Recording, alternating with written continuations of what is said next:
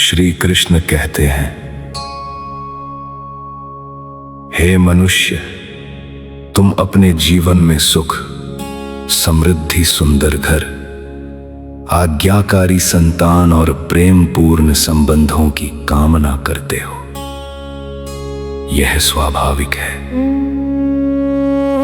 परंतु मैं तुमसे एक प्रश्न पूछता हूं, क्या केवल इच्छाओं की पूर्ति से सुख प्राप्त होता है? तुम चाहते हो कि तुम्हारा जीवन सुख सुविधाओं से भर जाए, तुम्हारा परिवार सदैव तुम्हारी इच्छा के अनुसार चले, तुम्हारे प्रियजन तुम्हारी हर बात माने। किंतु जब ऐसा नहीं होता, तब तुम्हारा मन दुखी हो जाता है। क्यों? क्योंकि तुमने प्रेम को अपेक्षा के साथ जोड़ दिया है। हे अर्जुन, मनुष्य उसी को प्रेम कर पाता है जो उसकी अपेक्षाओं को पूरा करता है, और जब अपेक्षाएं पूरी नहीं होती, तब वही प्रेम धीरे धीरे शिकायत और संघर्ष में बदल जाता है। विचार करो, क्या तुमने कभी किसी के मन की सारी अपेक्षाएं जानी है? नहीं। और क्या किसी ने तुम्हारे मन की सारी अपेक्षाएं जानी है? नहीं। फिर भी मनुष्य यह मान लेता है कि सामने वाला उसकी हर इच्छा समझे और पूरी करे। यहीं से दुख का जन्म होता है। श्री कृष्ण कहते हैं, अपेक्षा मनुष्य के मस्तिष्क में जन्म लेती है, परंतु सामने वाला व्यक्ति उसके बारे में जानता भी नहीं, और यदि जान भी जाए, तब भी हर अपेक्षा को पूरा कर पाना संभव नहीं। जब अपेक्षा टूटती है, तब मन में शिकायत जन्म लेती है। शिकायत से दूरी आती है, दूरी से संघर्ष जन्म लेता है, और संघर्ष संबंधों की मधुरता को नष्ट कर देता है।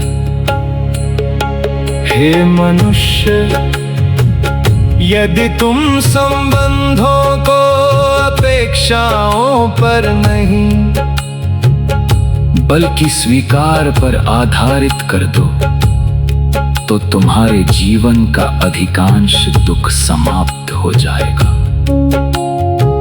स्वीकार का अर्थ है सामने वाले को उसकी अच्छाइयों और कमियों सहित स्वीकार करना।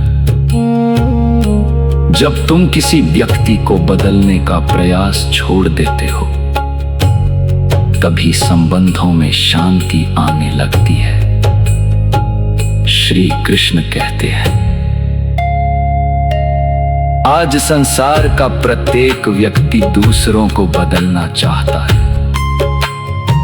पति पत्नी को बदलना चाहता है, पत्नी पति को बदलना चाहती है, माता पिता संतान को अपने अनुसार बनाना चाहते हैं, संतान माता पिता को पुराने विचार छोड़ने के लिए कहती है, और इसी प्रयास में संबंध टूटने लगते हैं। क्योंकि जहां स्वीकार कम होता है, वहां संघर्ष अधिक होता है। जो व्यक्ति स्वयं को बदलने का प्रयास करता है, वो शांत रहता है। जो दूसरों को बदलने का प्रयास करता है, वो संघर्ष में रहता है। इसलिए पहले स्वयं को सुधारो, अपने विचारों को शुद्ध करो, अपने हृदय को विशाल बनाओ, तब तुम्हारे संबंध स्वतः सुंदर होने लगेंगे। श्री कृष्ण कहते हैं, यदि तुम्हें अपने जीवन में शांति चाहिए तो दूसरों से अपेक्षाएं कम करो और स्वयं से अपेक्षाएं बढ़ाओ। दूसरों से यह मत मांगो कि वे तुम्हारे अनुसार बदलें। स्वयं को इतना विकसित करो कि तुम परिस्थितियों के अनुसार ढल सको। नदी इसलिए महान है क्योंकि वो हर मार्ग के अनुसार अपना स्वरूप बदल लेती है। पत्थर इसलिए टूट जाता है क्योंकि वो बदलना नहीं चाहता। तुम नदी बनो, पत्थर मत बनो। श्री कृष्ण कहते हैं, संबंधों का वास्तविक आधार अधिकार नहीं बल्कि सम्मान है। प्रेम का वास्तविक आधार नियंत्रण नहीं बल्कि स्वतः।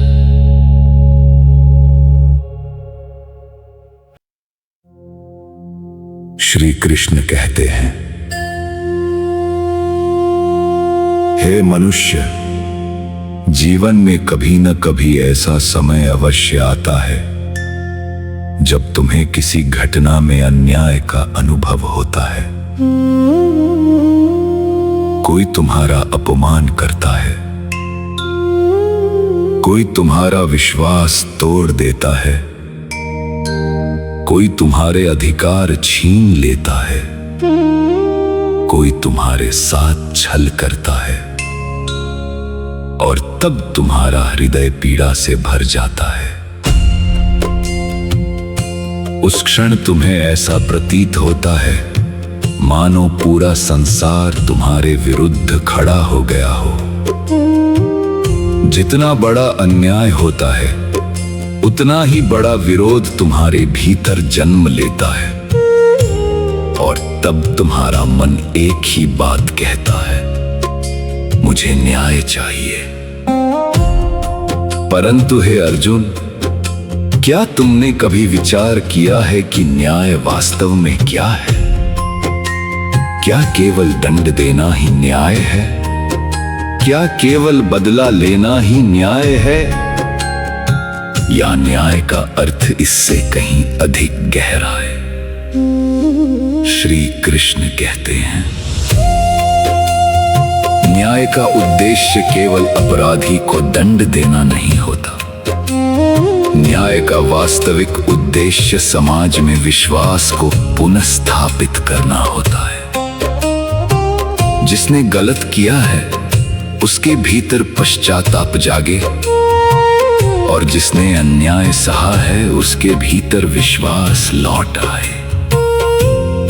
यही न्याय का वास्तविक स्वरूप है, क्योंकि यदि दंड तो मिल जाए परंतु पश्चाताप न हो तो अपराध समाप्त नहीं होता, और यदि पीड़ित के मन में विश्वास वापस ना आए तो न्याय अधूरा रह जाता है। इसलिए न्याय केवल बाहरी व्यवस्था नहीं है, न्याय एक आंतरिक संतुलन है। श्री कृष्ण कहते हैं, परंतु यहाँ एक बड़ा खतरा भी छिपा हुआ है। जब मनुष्य पीड़ा में होता है तब वह अक्सर न्याय और प्रतिशोध के बीच का अंतर भूल जाता है। उसका मन कहता है, जिसने मुझे दुख दिया है मैं उसे उससे भी अधिक दुख दूंगा। जिसने मेरा अपमान किया है मैं उसका सम्मान नष्ट कर दूंगा। जिसने मुझे रुलाया है मैं उसे भी रुलाऊंगा।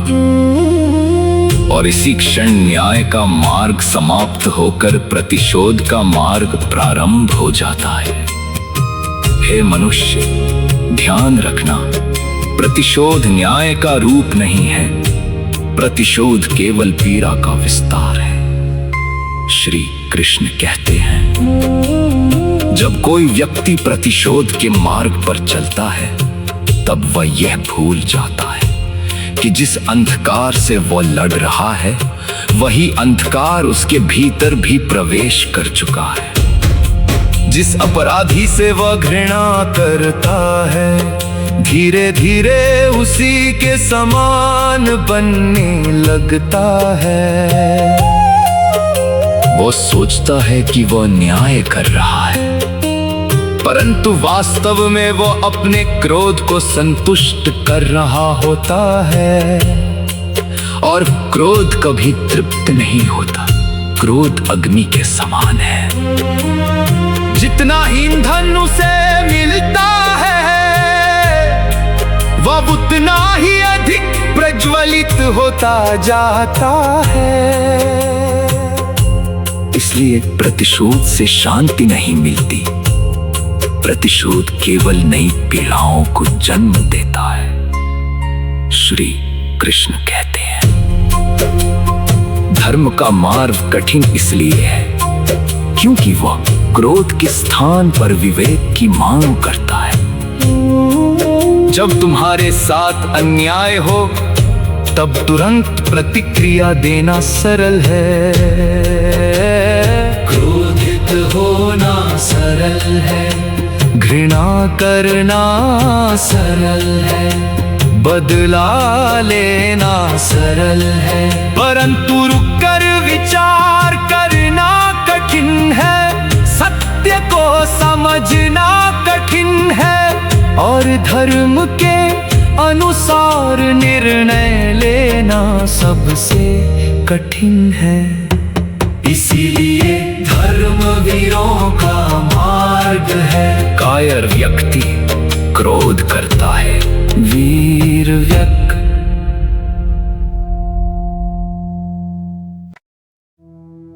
श्री कृष्ण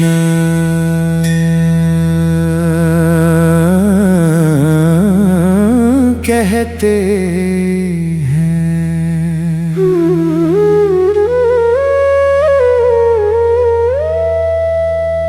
है मनुष्य,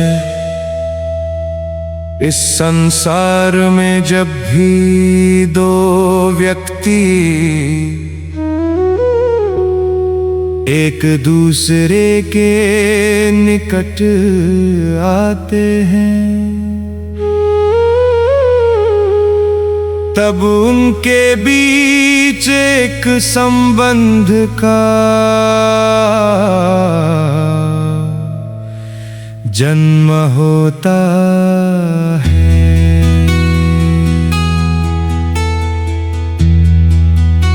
वो संबंध माता पिता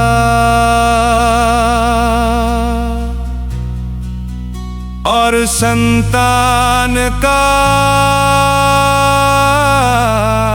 हो सकता है।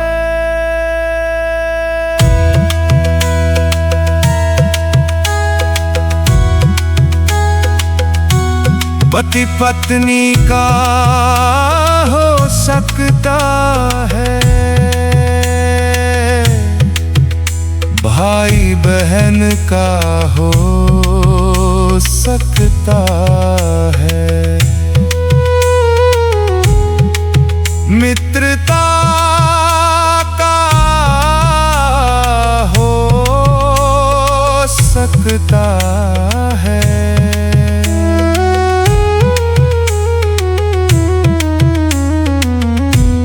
या गुरु और शिष्य का हो सकता है,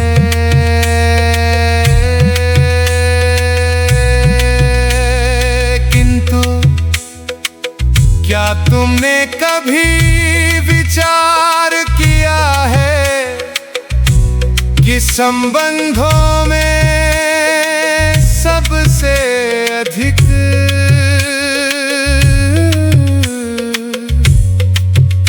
संघर्ष किस कारण उत्पन्न होता है?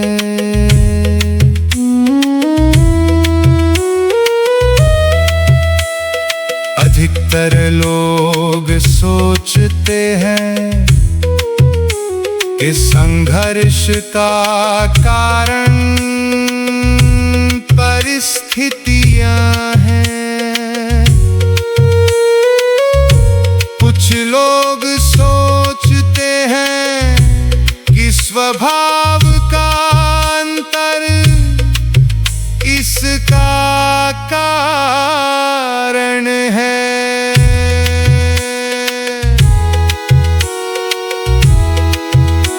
परंतु मैं कहता हूं कि अधिकांश संघर्ष उस समय जन्म लेते हैं जब मनुष्य दूसरे की स्वतंत्रता को नियंत्रित करने का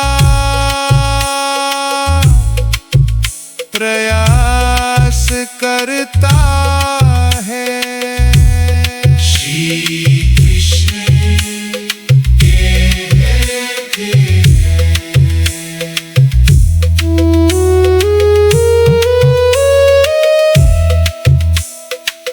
जब कोई व्यक्ति किसी से प्रेम करता है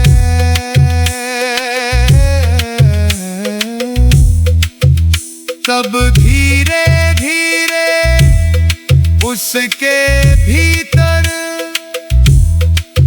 एक इच्छा जन्म लेने लगती है। वो चाहता है कि सामने वाला व्यक्ति उसी प्रकार सोचे जैसा वो सोचता है, उसी प्रकार व्यवहार करे जैसा वो चाहता है, उसी मार्ग पर चले जिसे वो उचित मानता है। और यहीं से संबंधों में अदृश्य बंधन बनने लगते हैं। धीरे धीरे प्रेम के स्थान पर नियंत्रण आ जाता है, सहयोग के स्थान पर अधिकार आ जाता है और सम्मान के स्थान पर अपेक्षाएं आ जाती है। फिर मनुष्य कहता है कि मेरे संबंधों में शांति क्यों नहीं है?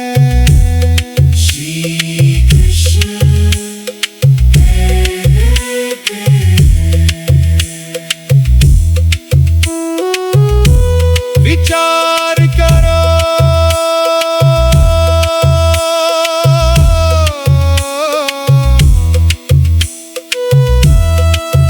क्या तुम्हें स्वयं अपनी स्वतंत्रता प्रिय नहीं है? क्या तुम्हें अच्छा लगता है जब कोई हर समय तुम्हें निर्देश देता रहे? क्या तुम्हें प्रसन्नता होती है जब कोई तुम्हारे निर्णयों को महत्व न दे? नहीं। तुम्हारा हृदय भी स्वतंत्रता चाहता है, तुम्हारी आत्मा भी स्वतंत्रता चाहती है। ठीक उसी प्रकार प्रत्येक व्यक्ति स्वतंत्रता चाहता है।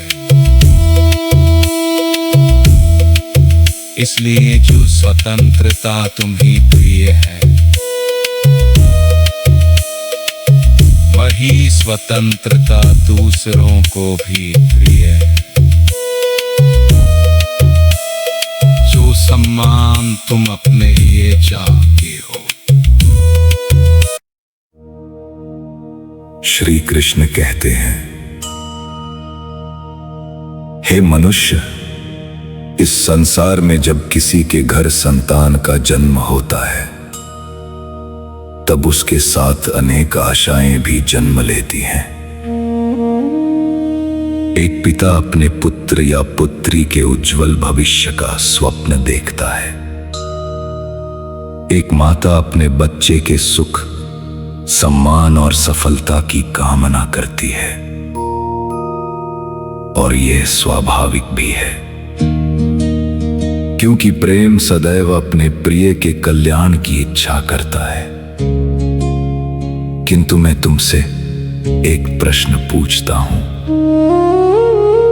क्या संतान तुम्हारी संपत्ति है? क्या संतान तुम्हारे अधूरे सपनों को पूरा करने के लिए जन्म लेती है? क्या उसका जीवन केवल तुम्हारी इच्छाओं के अनुसार चलने के लिए है?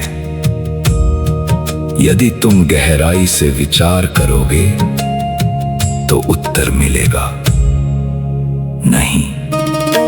श्री कृष्ण कहते हैं, संतान तुम्हारे घर में जन्म अवश्य लेती है, परंतु वह तुम्हारी नहीं होती। वह ईश्वर की एक स्वतंत्र आत्मा होती है। तुम केवल उसके पालन पोषण का माध्यम बनते हो।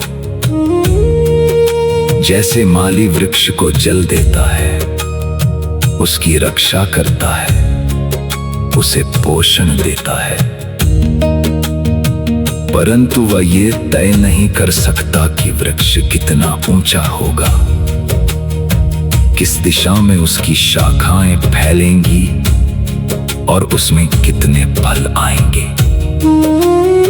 उसी प्रकार माता पिता संतान को संस्कार दे सकते हैं, अवसर दे सकते हैं, शिक्षा दे सकते हैं, परंतु उसकी आत्मा का मार्ग ईश्वर निर्धारित करता है। श्री कृष्ण कहते हैं, अधिकतर माता पिता अपने जीवन के अनुभवों के आधार पर संतान का भविष्य तय करना चाहते हैं। वे कहते हैं, मैंने जीवन देखा है, मैंने संघर्ष किया है, मैं जानता हूं कि सफलता का मार्ग कौन सा है, और ये बात कुछ हद तक सत्य भी है। परंतु वे एक महत्वपूर्ण तथ्य भूल जाते हैं, समय कभी स्थिर नहीं रहता। जो मार्ग कल उचित था, वह आज आवश्यक नहीं कि उचित हो। जो अवसर तुम्हारे समय में थे, वे आज नहीं हैं, और जो अवसर आज हैं, वे तुम्हारे समय में नहीं थे। इसलिए केवल अपने अनुभवों के आधार पर संतान का भविष्य निर्धारित करना बुद्धिमानी नहीं है।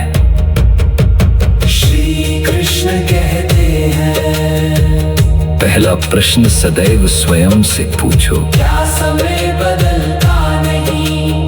यदि समय बदलता है तो जीवन के मार्ग भी बदलते हैं। नई पीढ़ी नई चुनौतियों का सामना करती है, नई परिस्थितियों में जीती है, नए अवसरों को देखती है। इसलिए पुराने अनुभव मूल्यवान अवश्य हैं, परंतु वे अंतिम सत्य नहीं है। बुद्धिमान माता पिता अपने अनुभवों को ज्ञान के रूप में देते, आदेश के रूप में नहीं।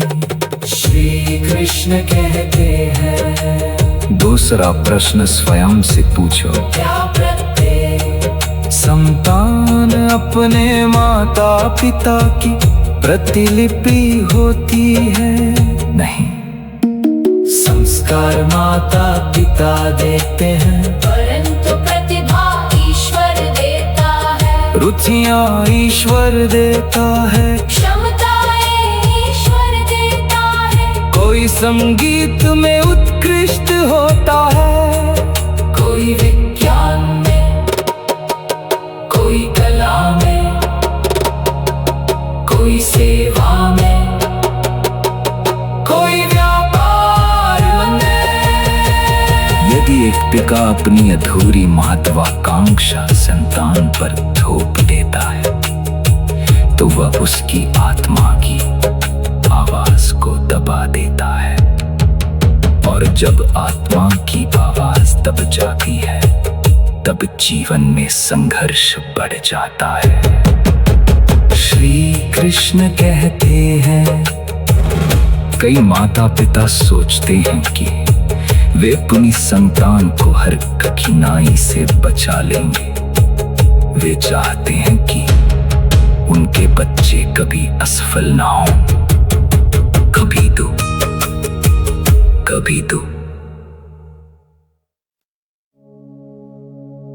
श्री कृष्ण कहते हैं, हे मनुष्य, जीवन में ऐसा कोई नहीं जिसके सामने कभी सत्य बोलने का अवसर ना आया हो। प्रत्येक व्यक्ति के जीवन में ऐसे क्षण अवश्य आते हैं जब उसका हृदय सत्य जानता है, किंतु उसके होंठ मौन हो जाते हैं। कभी किसी के क्रोध का भय होता है, कभी किसी संबंध के टूट जाने का भय होता है, कभी सम्मान खोने का भय होता है, और कभी भविष्य बिगड़ जाने का भय होता है। तब मनुष्य सत्य को जानकर भी उसे छिपा लेता है। परंतु क्या तुमने कभी विचार किया है कि सत्य बोलना इतना कठिन क्यों प्रतीत होता है? श्री कृष्ण कहते हैं, सत्य कठिन नहीं होता, भय कठिन होता है। सत्य तो केवल वही है जो है। सत्य को किसी अलंकरण की आवश्यकता नहीं होती, उसे किसी प्रमाण की आवश्यकता नहीं होती, उसे किसी अभिनय की आवश्यकता नहीं होती।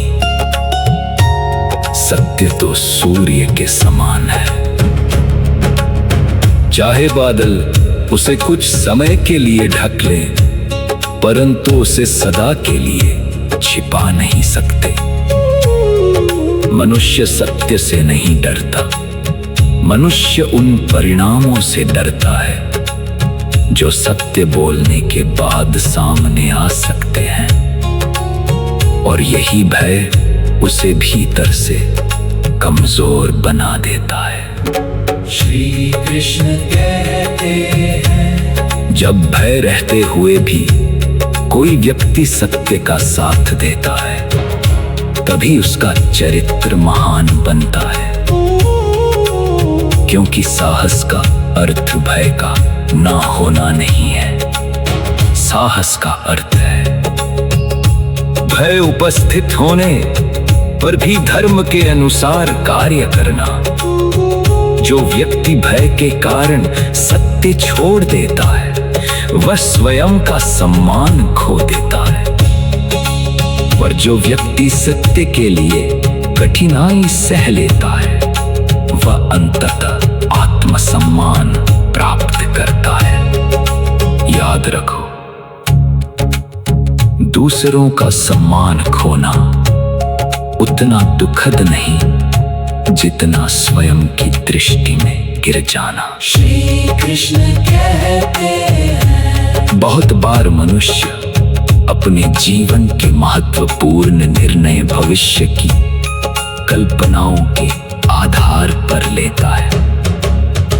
वह सोचता है, यदि ऐसा हुआ तो, यदि वैसा हुआ तो, यदि भविष्य में संकट आ गया तो, यदि असफलता मिल गई तो, और इस प्रकार वह वर्तमान का सुख खो देता है। भविष्य की चिंता में वर्तमान की शक्ति नष्ट कर देता है। परंतु हे अर्जुन, क्या भविष्य किसी ने देखा है? क्या कल किसी के नियंत्रण में है? नहीं, भविष्य केवल अनुमान है, कल्पना है, संभावना है, और संभावना के आधार पर भय निर्मित करना बुद्धिमानी नहीं है। श्री कृष्ण कहते हैं, मनुष्य भविष्य को सुरक्षित बनाने के लिए योजनाएं अवश्य बनाए, ये उचित है। परंतु योजनाएं बनाते बनाते भय का दास बन जाना उचित नहीं है, क्योंकि जीवन में जितने भी बड़े संकट आए हैं उनके साथ समाधान भी जन्मे हैं। जब जब अंधकार बढ़ा है तब तब प्रकाश भी प्रकट हुआ है। जब जब चुनौती आई है तब तब शक्ति भी जागी है। ये सृष्टि का नियम है, संकट और समाधान साथ साथ जन्म लेते हैं। श्री कृष्ण कहते हैं, अपने जीवन के पीछे मुड़कर देखो, तुम्हें ऐसे अनेक अवसर दिखाई देंगे जब तुम्हें लगा था कि अब सब समाप्त हो जाएगा। तुम्हें लगा था कि ये समस्या कभी हल नहीं होगी, तुम्हें लगा था कि ये दुख सदा रहेगा। परंतु आज वे सब घटनाएं पीछे छोड़ चुकी है और तुम उनसे अधिक अनुभवी, अधिक मजबूत और अधिक समझदार बन चुके हो। इसलिए जो संकट आज तुम्हारे सामने खड़ा है वह भी स्थायी नहीं है, ये भी बीत जाएगा।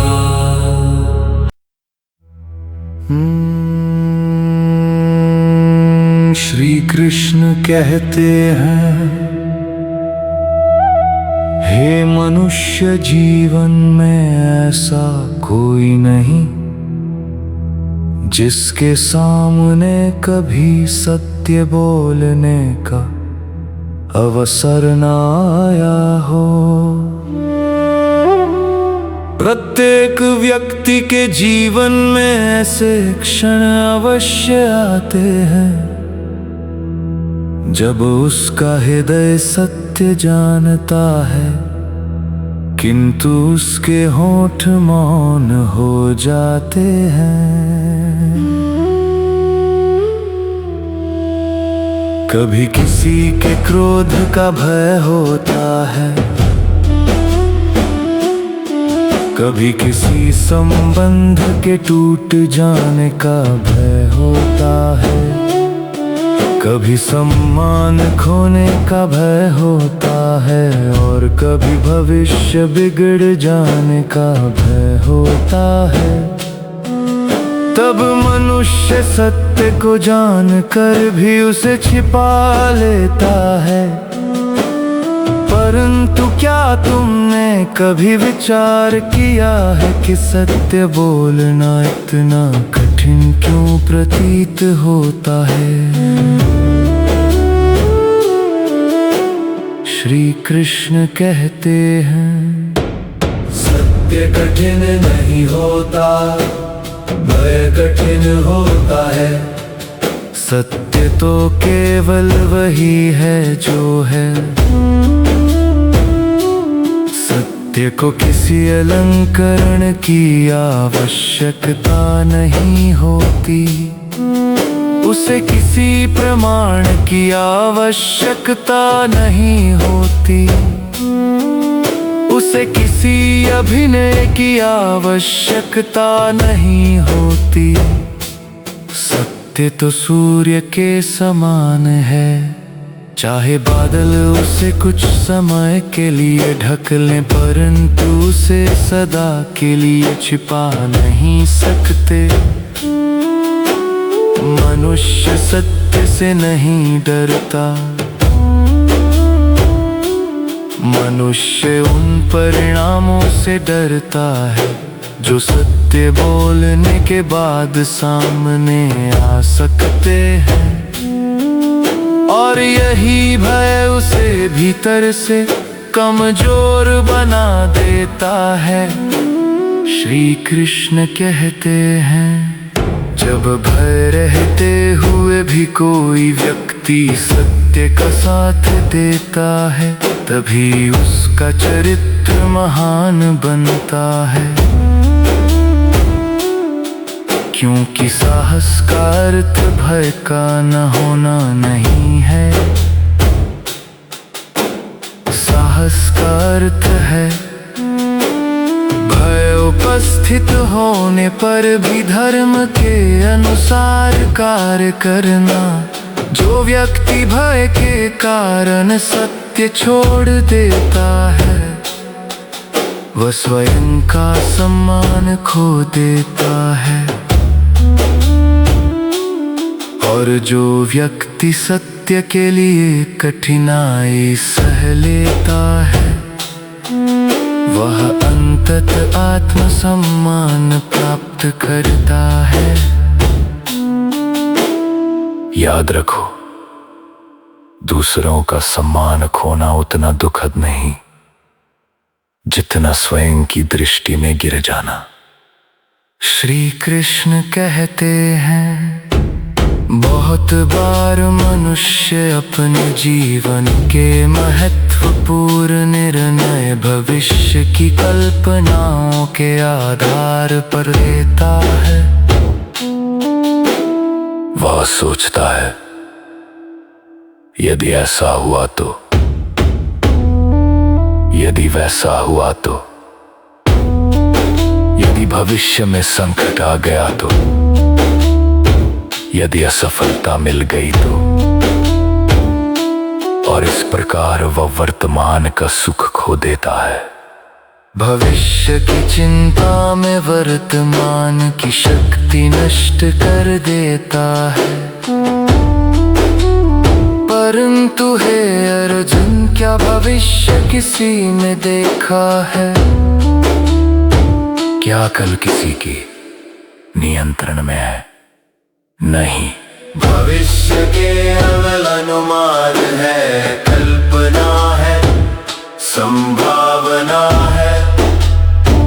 संभावना के आधार पर भय निर्मित करना बुद्धिमानी नहीं है। श्री कृष्ण कहते हैं, मनुष्य भविष्य को सुरक्षित बनाने के लिए योजनाएं अवश्य बनाए। ये उचित है।